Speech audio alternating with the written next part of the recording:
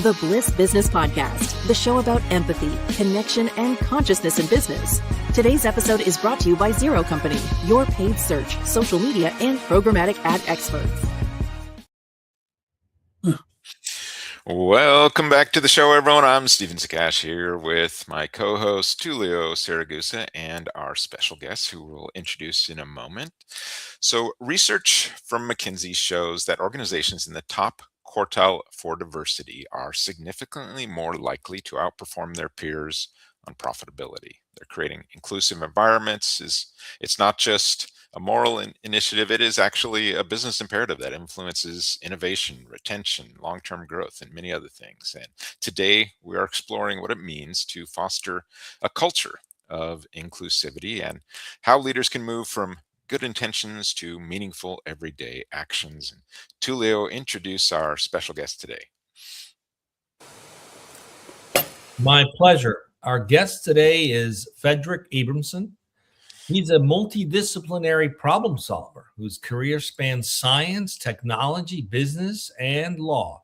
Trained in mathematical biology and genetics, he was an early pioneer in applying data and decision systems to healthcare, including work that would now be considered among the first big data analysis.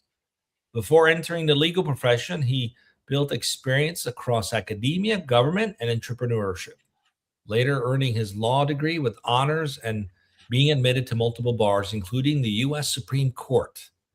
Today, Fredric advises businesses on contracts and intellectual property, teaches biotechnology and business at Johns Hopkins, and is known for helping leaders make smarter decisions by aligning legal strategy with real business goals.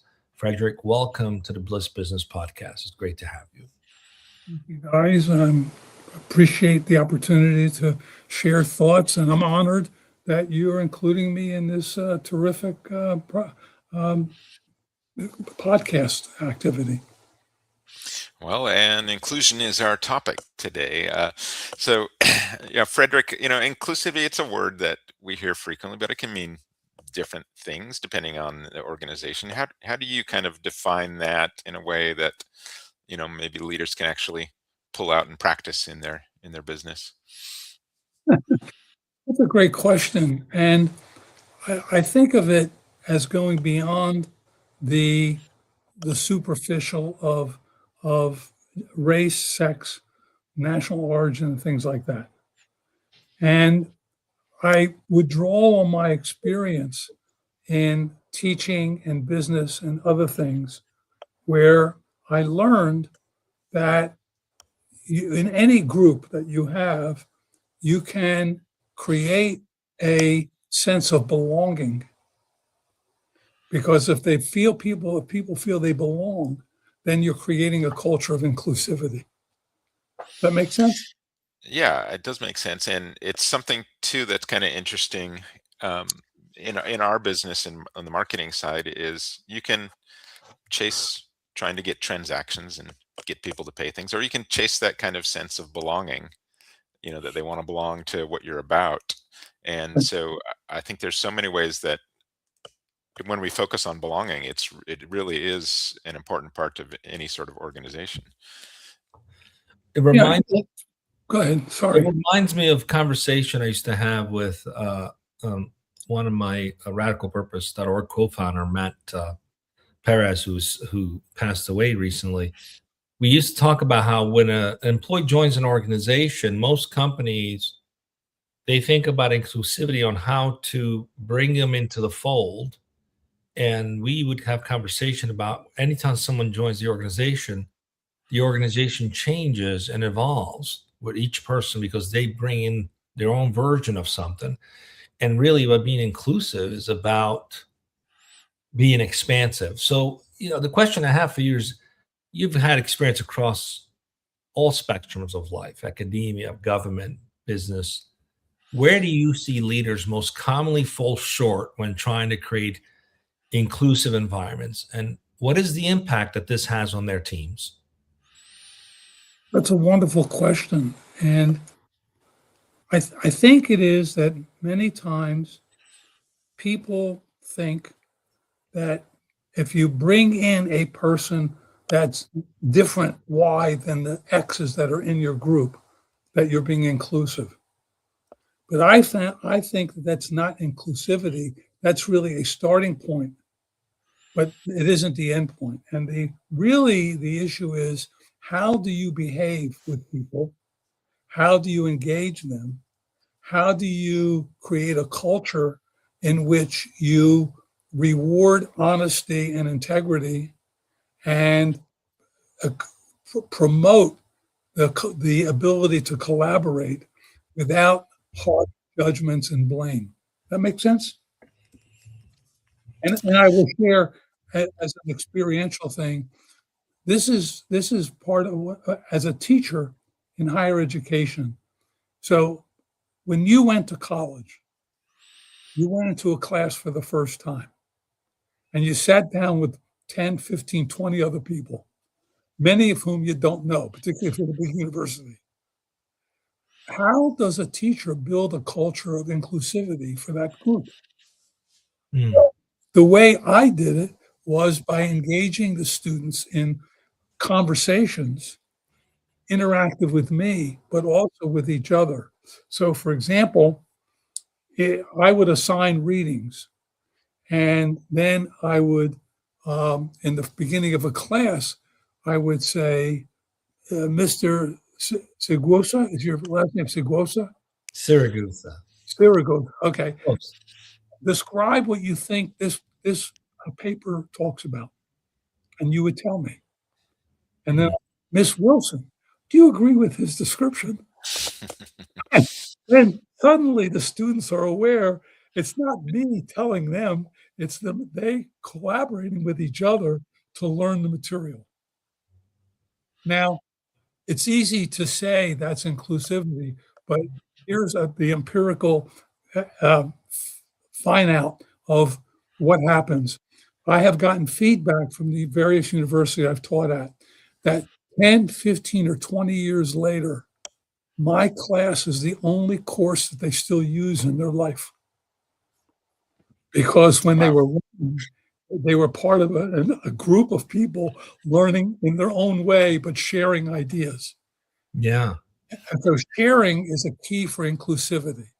And not making harsh judgments is a key for inclusivity. Avoiding blame.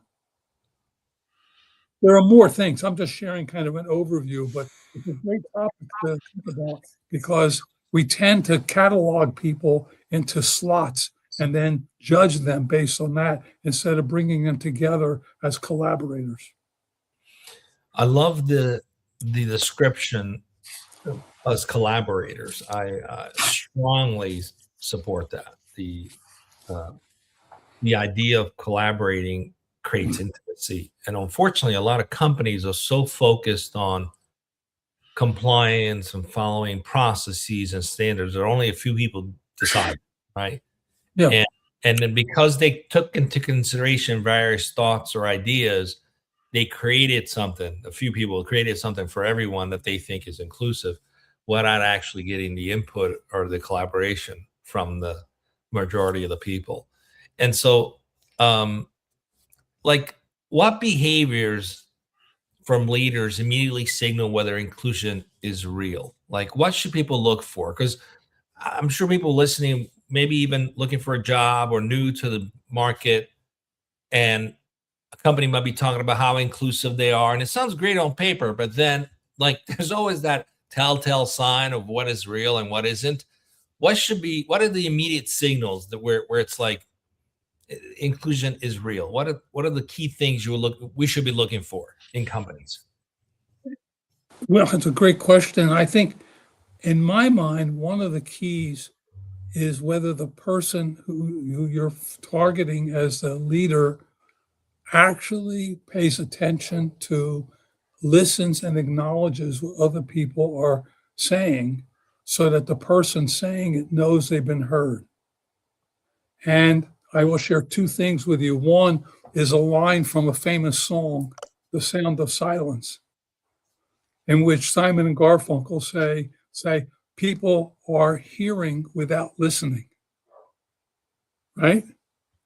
Mm-hmm. The fact that you hear something doesn't say that you've listened. But listening means that I give you feedback on what I heard you say, which is the question you asked was, how does a person know that the leader is in fact wanting to be inclusive? Is that the question you asked? I was looking for what are the signs, what are the behaviors that these leaders portray that are the ones that are actually modeling true inclusivity.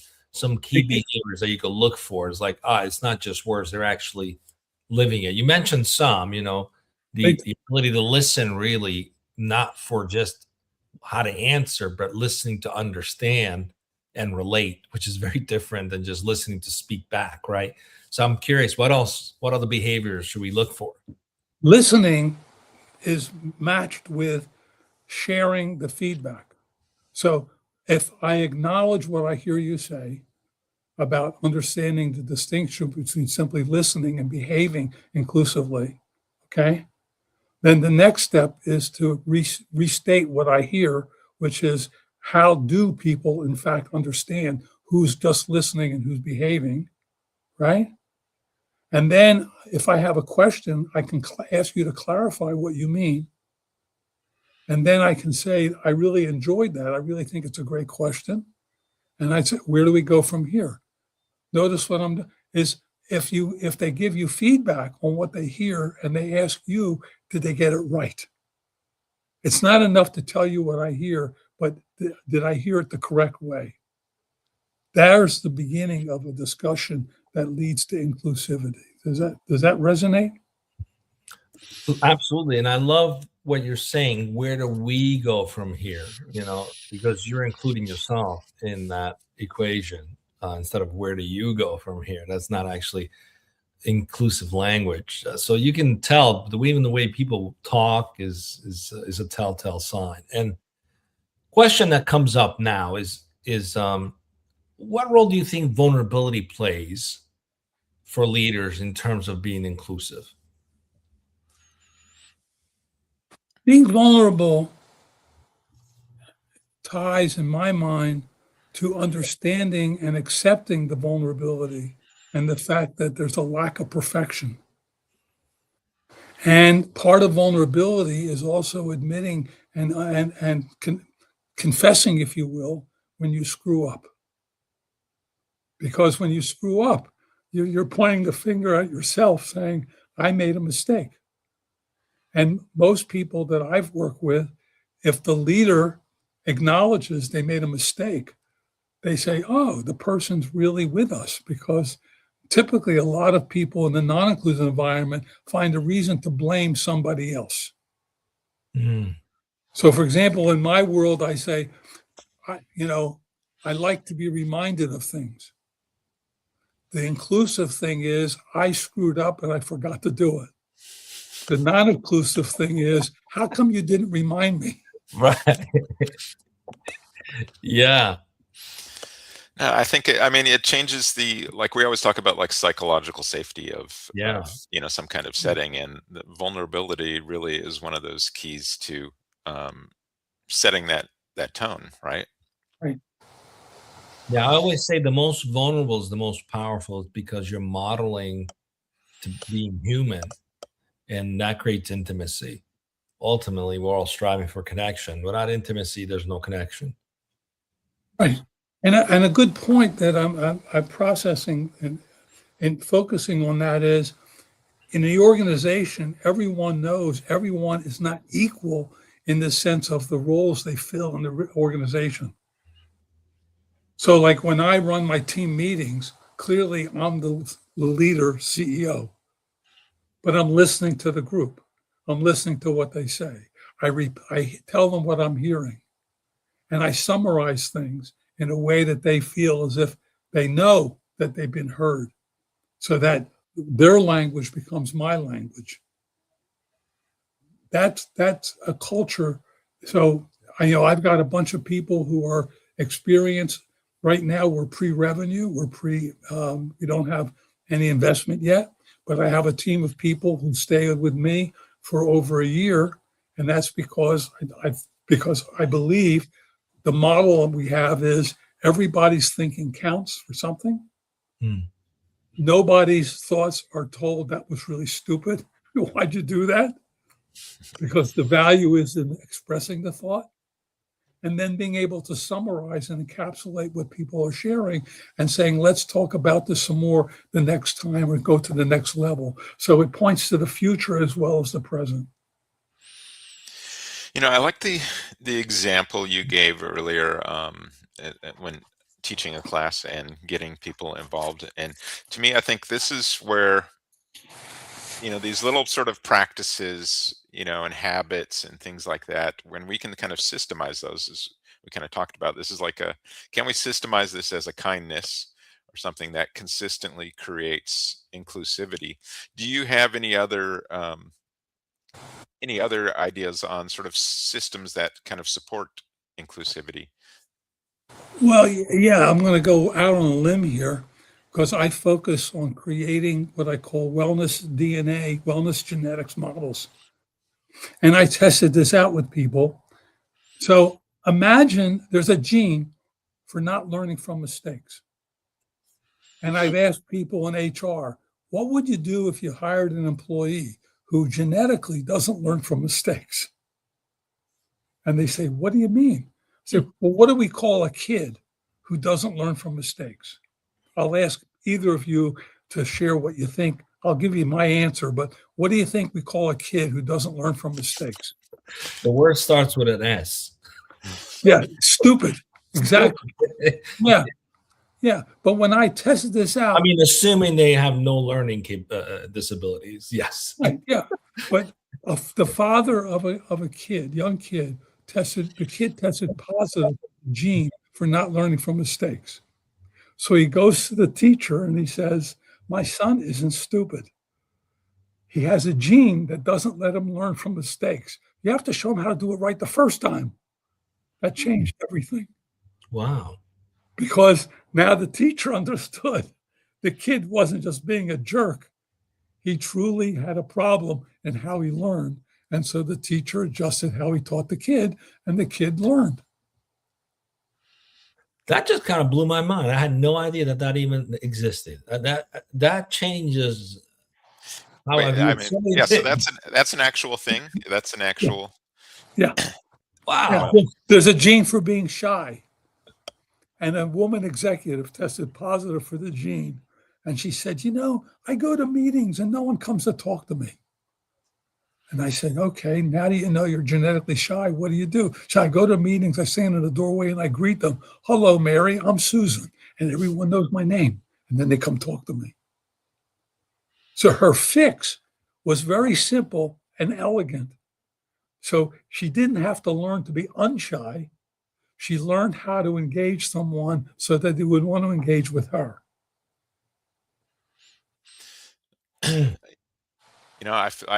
I keep thinking of like the Myers-Briggs test or the Enneagram and stuff like that, right? This is kind of where you get that little bit of self-awareness or something about your personality, and just that awareness, I think, it can change things for people. Just having that a little bit of clarity and something about how they approach life. And, we've got this tremendous neurodiversity out there. So for us to be kind of empathetic that different people have, different kind of strengths, weaknesses, and the ways of approaching things is. Well, Stephen, to validate your point, so I'm ADHD. And when I was in high school in Philadelphia, they threw me out of the academic track and told me I never go to college. But here's I had a triple F in Spanish, and I was the worst teacher the teacher ever had, and she was retiring. But they put me in commercials. So I learned typing, bookkeeping, and clerical practice. But because I was disruptive, they put me back in academics. Now, here's this kid not told he's not going to go to college, and I applied to 3 schools to go to college: Penn State, Penn State Drexel, and the University of Pennsylvania. And the University of Pennsylvania took me. You have to think about that. Why would Penn take a kid who his career is solely screwed up? But I continued my wonderful trajectory by failing 6 of my first 10 classes. And the school told me, take a year off and grow up. At When I least you were came, consistent, Frederick. You were right. consistent. But when I came back, they told me you're on probation for 2 semesters, but I was on probation for 7 semesters because the faculty kept watching me and they saw in me things that I didn't see, and that kept me moving along. And that's part of inclusivity is when you know that somebody has a talent, how do you help guide them to the future that they can achieve? As opposed to just saying you're on your own, happy sailing. So when I graduated Penn, the faculty told me take 3 courses in the summer, get a B or better, and you're out of here. And I decided I want to go to graduate school. And the chairman of the Department of Biology called me in and said, "Why do you want to go to grad school?" I said, "I don't want to go to Vietnam." He said, "It's good reason." So I applied to 4 schools, Penn State, Maryland, Rochester, and Stanford. Rochester and Stanford took me. My undergraduate GPA is 1.65 out of 4. Why would top schools take somebody like that? Because the faculty saw in me things that they wanted to let the school know. So I was guided by the fact that other people saw things that moved me along. And that's part of inclusivity. You don't want people to be totally on their own. You want to be able to help empower them to make choices that move them to the next level. It may be a new job position. It may be taking a new role in the job you do.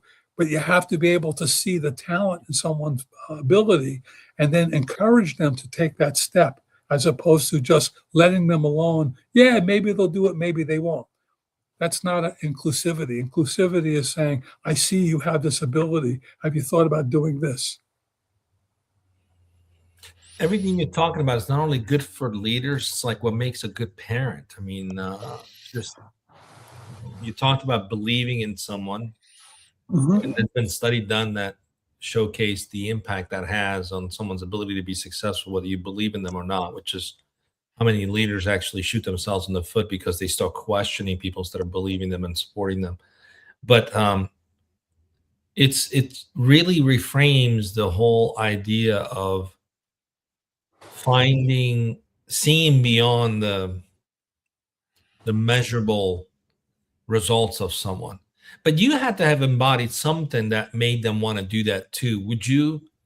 I mean, that'd probably be difficult to do if someone was arrogant, for example, right? To give someone a shot if they're arrogant. Did you have like humility? Was there something that made them want to, be attracted to supporting you? And this is on the other side of it, right? For those who might be listening, we're like, how do I get people to see me? I struggle with some of these things.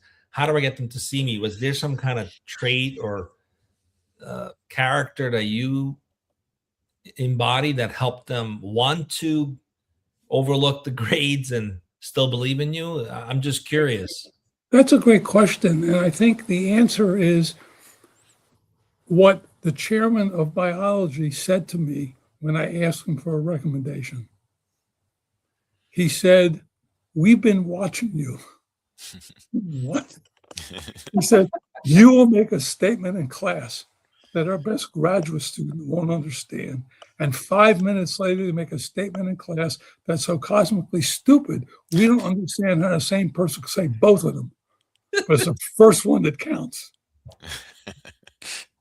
Well, Go ahead. I was just going to say, I think, back on inclusivity topic, it's that if we celebrate that neurodiversity of people, I mean, some people are just going to be absolutely brilliant at something, and including them in this process, even though they may not do things or say things the way you normally do, there is this brilliance there that helps with, like back to companies, innovation and creativity and all these things, and problem solving. And, it's just, I'm glad that society is now starting to really get a better handle on neurodiversity and, kind of understanding that it's been, my daughter's neurodiverse. So, and she's in college right now. So I'm, your discussion on this, I'm definitely feeling, Fredric. But let me share. I played a lot of sports when I was young. I had a tryout with the Pittsburgh Pirates, and I was at the University of Michigan. We had 15 guys who played together for like 6 years. Now, we were obviously had an inclusive. We were a team. But here's the thing I will share with you. I was the pitcher in slow pitch softball.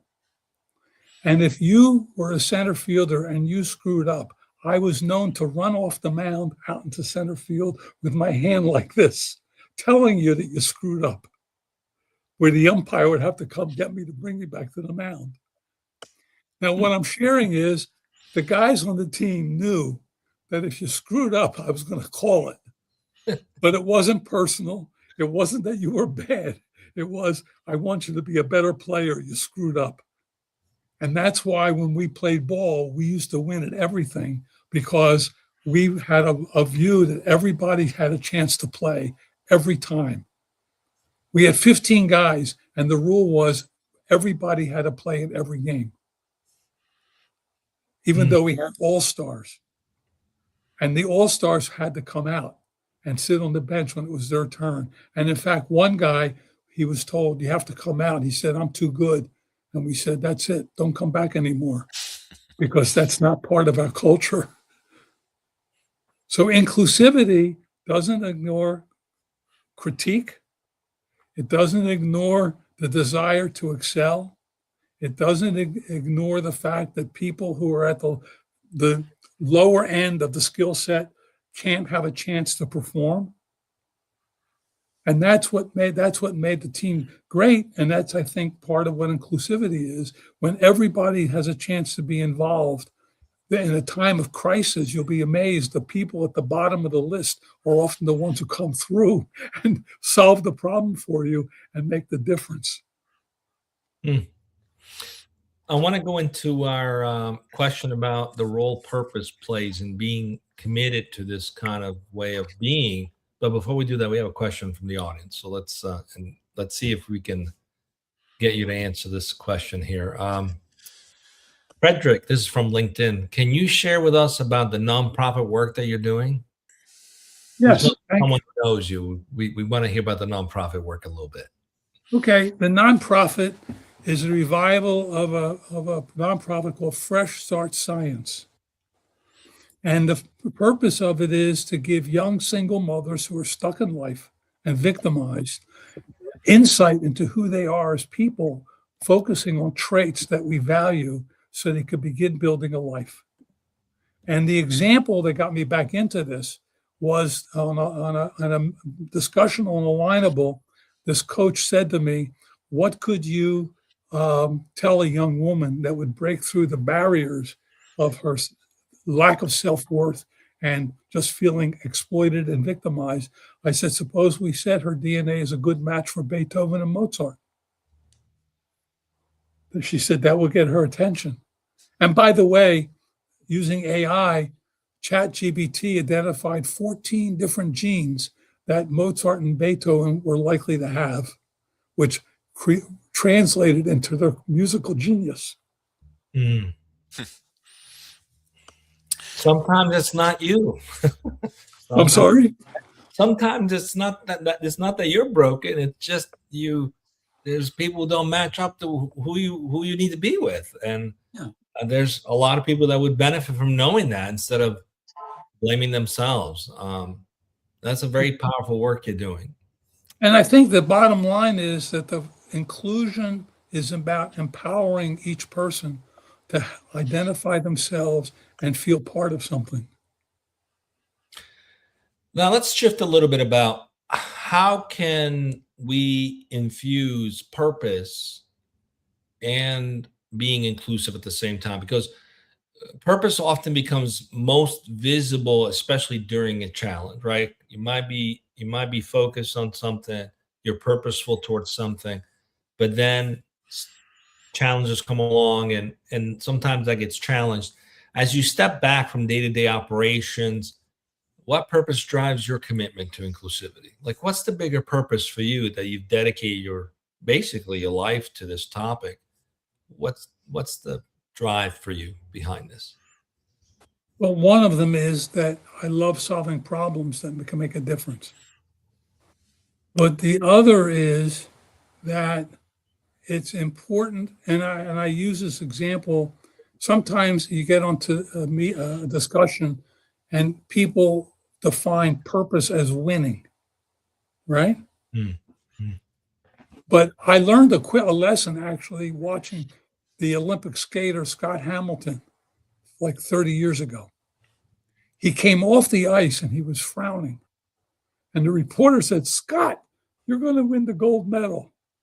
And he said, "I didn't skate my best." And I went, that's it. Success is playing your best, regardless of the score. Yeah. Because if you lose, the other guy played better than you did. It is not winning, because winning is simply a momentary thing in time. So one of the things to build inclusion is to define success in terms of maximizing the effort put into an outcome to accomplish something. And if the outcome is good, you celebrate. And if it's not, you say, how can we adjust what we did to get a better outcome next time? Fredric, is that how you define success? Is Playing your best. playing your best? Playing your best. Yep. Because Yeah, don't be so performative or driven by optics. Like, I mean, you're also talking to self-integrity, be committed to it for yourself.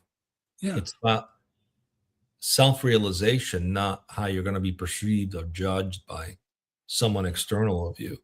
And when you're giving your best and when you haven't, regardless of whether the metrics say that or not. So I love that. That's a great example. and I think that the executives who encourage performing at your best and then knowing the outcome will be often more positive than negative are the ones who create the inclusivity culture. It's true. You got to be patient for it, but it happens. And that's the problem. A lot of leaders don't have the patience to see how that comes to fruition. But when it does, it's quite magical to watch. Yeah. Any advice for, speaking about the topic of purpose, any advice for people out there who are unsure what their purpose is and are looking for, more meaning in what they do? Wow. That's a really powerful question, Stephen. How do you identify more purpose? I think it is, do you enjoy doing what you do, even if it's a mundane task? I have accomplished a lot of things because I was fortunate enough to be able to be in environments where I enjoyed the things I was doing, and I particularly loved the challenges. And like when you mentioned earlier that I did the work in analyzing pregnancies for my PhD, but what got me into that was that a faculty member in Michigan in population planning, Gunnar Yerstam, said to me, read all the papers on spontaneous abortion. Tell me what they say. So I read about 50 papers and I came back and said, Gunnar, I've got good news and bad news. He said, what's the good news? Everybody said it's 25%. He said, what's the bad news? I said, they're all full of shit. Their methodologies are terrible. He said, can you figure it out? I said, yeah, if I got the data. So through a luck of a circumstance, I ended up with 360,000 pregnancy records from New York City. And then with the help of my faculty, I was able to develop new mathematics to analyze it, to discover the rate of pregnancy loss is 75%, not 25%. Mm-hmm. But I had encouragement from a faculty member. The other faculty saw it was really interesting. Someone be willing to take on a problem that other people hadn't solved. We're willing to wait until the data was available. And they participated and helped shaping my thinking in solving the problem. Because they were focused on let's make it happen so that there's a solution that makes sense. I think I was just fortunate to be in an environment where they said, this is part of who we are, and we want you to succeed in this. using this outcome measurement, Stephen, of success. Yeah, well, and back to your point on the purpose too, I think that really is one of those things. When you're working without purpose, it's just a grind, and you feel that in day out. But then when you are in that environment where you feel that purpose, like you said, you have energy for things that could be even mundane to most people, because you see the bigger picture of what you're doing, and you're almost even obsessed, maybe because it relates to the meaning and the purpose that you find in the work, right? Yeah. And there's no easy way to discover your purpose. It's a trial and error thing. You go through things, you try things, you like some things, you don't like others. But if you tune into what you're feeling about something, you can begin to getting a sense of what your purpose is. Yeah, it really does discover you. And I love how you had leaders that modeled being curious and questioning the status quo rather than questioning your interpretation of what could have been. Well, you've got a bunch of authorities that have done these studies. So being open-minded and curious is so key. And it really changes the trajectory of a person's life and career by welcoming them and their ability to question something and then try a different model or a different approach. And then such innovation is born out of that. And I don't think most companies do that enough today. There's too much compliance going on, unfortunately.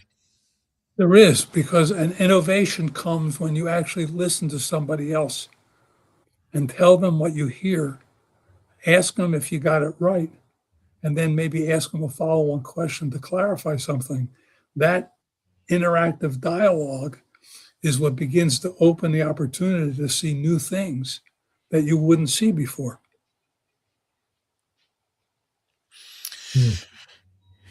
One question we ask a lot of our, a lot of the CEOs that come on will ask, what role does love play in business? I'm curious on your thoughts on that, or on what role love plays in your work, either of those or both.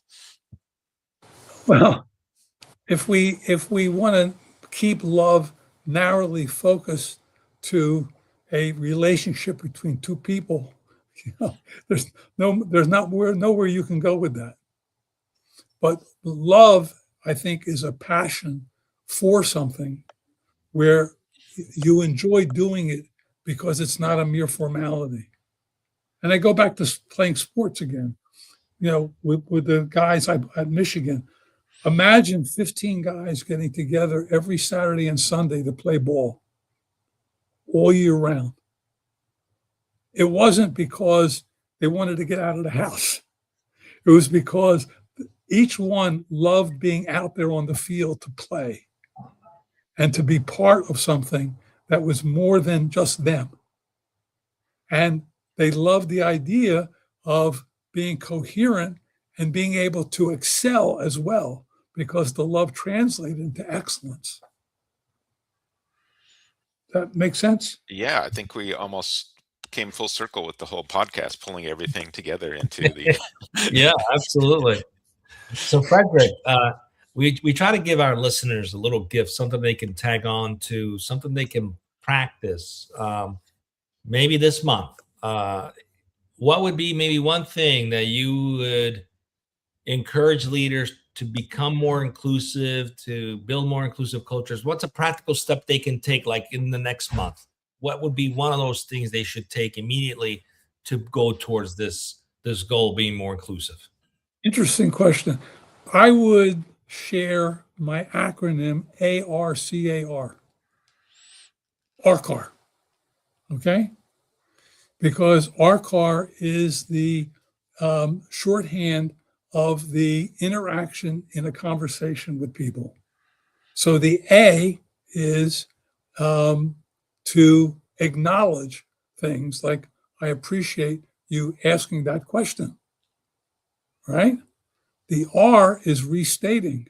So you're asking me, what could a CEO or a leader learn that they could put into play now that they could begin doing, right? The C is the clarification. When you use the word leader, are you want to limit that to leader, or would you limit it and say it could be anybody in the organization? That's a question for you. My version of a leader is anyone anyone in the organization who wants to step in. That's the C. You clarified. And then the next day is affirmation. I really appreciate you sharing that because it's a great question. And the R is resolution. If anyone wants to learn more about it, I actually wrote a little paper years ago on RCAR. And if you send me an email, I'll send you the paper and you could read it. ARCAR. Beautiful. That was going to be my next question. If people want to learn more about your work, where can they find you? Well, obviously LinkedIn is there, and but my email is F as in Frederick, D as in David, Abramson, ABRAMSON at goldenthreadtech.com. And so, and by the way, GoDaddy does do a lot of spam filtering. So if someone sends me an email and I don't answer, one is I could miss it because I get a lot of email, or two, GoDaddy could be spamming it. So it's nothing personal. No, it isn't. It isn't personal. No. If I get an email for asking me any question, I work hard to make sure I respond. But sometimes you just miss things in the flow or in the spam filters. It's just the way technology works. Here's a tip for those listening. If you want your emails not to land in spam, don't include links in your initial email. Don't include what? Links. URL links. Wow. Most surely a way to get dumped into the spam folder. Well, Fredric, great tip. Thank you. Fredric, thanks for joining us today. Loved hearing all your perspectives on this topic. And to our listeners, thank you for your questions. Thank you for joining us. And really think about, like Fredric brought up at the beginning of the show, that sense of belonging in your organization and how you can really help create that inclusive culture where everyone feels like they belong. And that'll wrap us up for this one. We'll see you next time on the Bliss Business Podcast. Thank you guys for having me. Appreciate it.